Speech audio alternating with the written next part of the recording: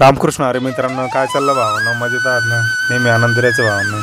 तर आज आलो होतो मित्रांनो तहसीलला, गंगापूर तहसील कार्यालयामध्ये. कारण असं होतं की माझ्या लहान मुलीचं नाव राशन कार्डमध्ये ॲड करायचं होतं आणि ते नाव ॲड करण्यासाठी आलो होतो मित्रांनो. तो विषय असा आहे की नाव ॲड करण्याचं सध्या तरी चालू आहे 4-5 दिवस किंवा जास्त पण दिवस असू शकतो, परंतु तुम्ही लवकरात लवकर चेक करा.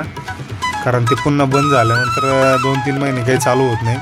नंतर कसं आहे, विषय मागं पडला की मागत राहून जातो आणि नाव ॲड करण्याची गरज असते मित्रांनो. कारण राशन कार्डमध्ये जर नाव ॲड केलं तर आपल्याला सरकारच्या दुसऱ्या पण सुविधा भेटतात.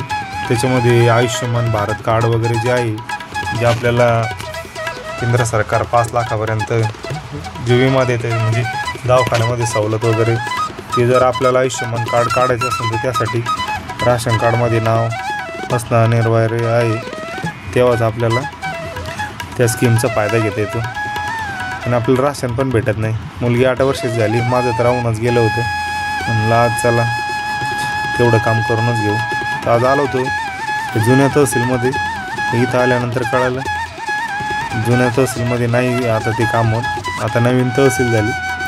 तर नवीन तहसील जुन्या तहसीलपासून वैजापूरकडे जाताना थोडंसं त्या कॉलेजच्या समोर गेल्यानंतर उजव्या हाताला वैजापूर रोडला तिथून त्या टर्नने सरळ जायचं. डांबरी रस्ता लागतो, डांबरी रस्त्यानं सरळ गेल्यानंतर तिकडे समोर तहसील आहे. हे बघू शकता, तुम्हाला दाखवतो. संपूर्ण तर नाही व्हिडिओमध्ये रेकॉर्ड करता आलं, पण मी जो सांगितलेला ॲड्रेस आहे तो बरोबर आहे. तुम्ही गंगापूरचे रहिवासी असाल किंवा गंगापूर तालुक्यामधले असाल तर तुम्हाला तहसील नक्की सापडून जाईल मित्रांनो, काही अडचण नाही. नवीन तहसील अशी दिसते, तुम्ही व्हिडिओमध्ये बघू शकता. एकदम व्यवस्थित बिल्डिंग, चाकाचक आहे. सध्या तरी गर्दी भरपूर होती मित्रांनो.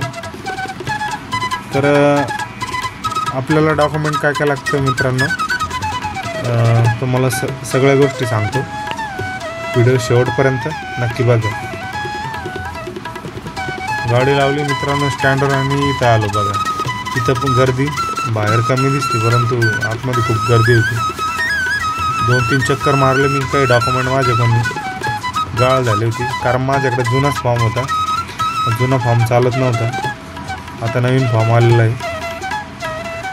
हे पुरवठा विभागामध्ये इथे यायचं.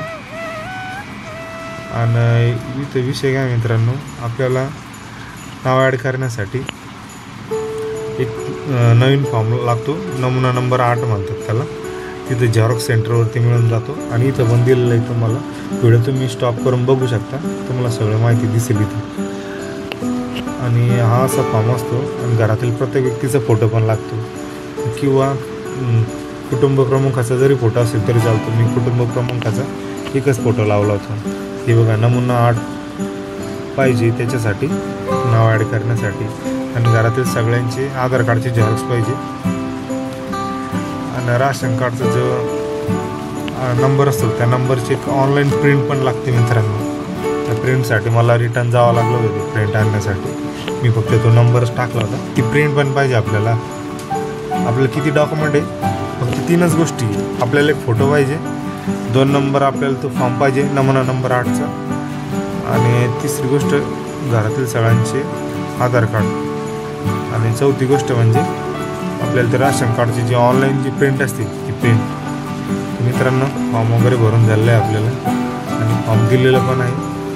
पोच पावती म्हणून मी व्हिडिओ पण काढून घेतला आणि आपण फोटो पण काढलेला आहे. मित्रांनो, व्हिडिओ जर आवडला लाईक करा, शेअर करा, यूट्यूबला जाऊन सबस्क्राईब पण करा. यूट्यूबला पण आहे, हीच ID आहे आपली यूट्यूबला सुद्धा. धन्यवाद.